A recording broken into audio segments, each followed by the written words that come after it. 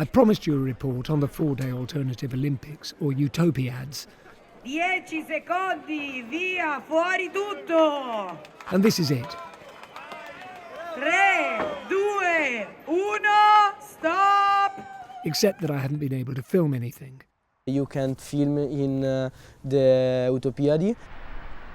It is very dangerous for the activists to, show their face openly. Given that after Saturday's protests, Prime Minister Meloni called the anti-Olympic demonstrators enemies of Italy and the Italians, he might have a point. So here are some squirrels.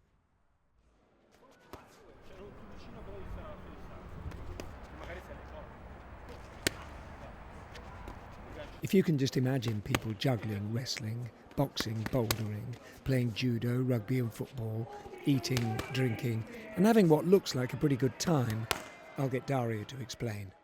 During the Olympics on 1936, that were in the Nazi-occupied Germany, of course, a group of Spanish workers and unions created the first Olympics of the Utopia. And against, of course, fascism, imperialism, and so on. And it was all there. It was in contrast with, the Olympics, talking about peace, fraternity, and so on. The alternative Olympics certainly existed. Clippings from the Daily Worker newspaper prove it. We see our political action here in strict link with what happened in Spain in 1936. Now, the 1936 alternative Olympiad only got as far as the opening ceremony before being overtaken by the Spanish Civil War, which means that the Utopiad's 4-day duration set some sort of record. Unlike other utopias, this one's based in a definite place, but no one quite knows what to call it. The journalist Filippo Kautz has been coming here since he was a teenager. The space behind us doesn't have a proper name now because we always know it by its sponsorship. So it has been born as Palatogni, then became Palatrussardi, Palasharp, Palatacker, Palavobis. Pala being an abbreviation for sports hall.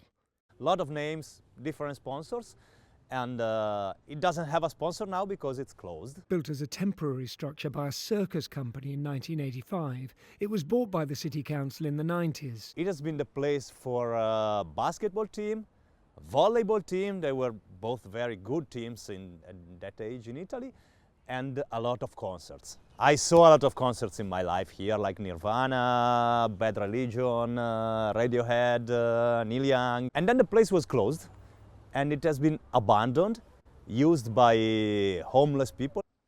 A planning issue related to one of these tensile steel cables, which was closer than regulations allowed, to the wall separating the sports hall from a convent next door, meant that it was closed down in 2011 and earmarked for demolition.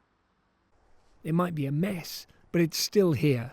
In the winning 2019 Olympic candidates dossier, it was slated to be completely restored as an Olympic ice hockey venue, and then presumably left as a sports facility for the city. But thanks partly to the nuns who refused to budge over the cable and still want the place demolished, the Olympic ice hockey went elsewhere. So it turns out that the city won't, in fact, have a new sports hall, which is a shame, because residents say that for an Olympic host city, Milan isn't exactly replete with public sports facilities. There used to be 11 athletics tracks in Milan. Now there are 5, open are 5. One of those is just behind here, just behind the corner. And I think it's in a bit of a crisis. Sergio Giuntini, the president of the Italian Society for the History of Sport, agrees. Le strutture leggere, le strutture polivalenti, quelle che servono allo sport per tutti i cittadini. The multi-purpose facilities that provide sport for all citizens, not just the big football clubs or a mega event like the Olympics, are very much inferior compared to other European cities in quantity and quality. So that's another Olympic issue that mustn't be overlooked, because the quality of public health is also measured by sports facilities for ordinary citizens.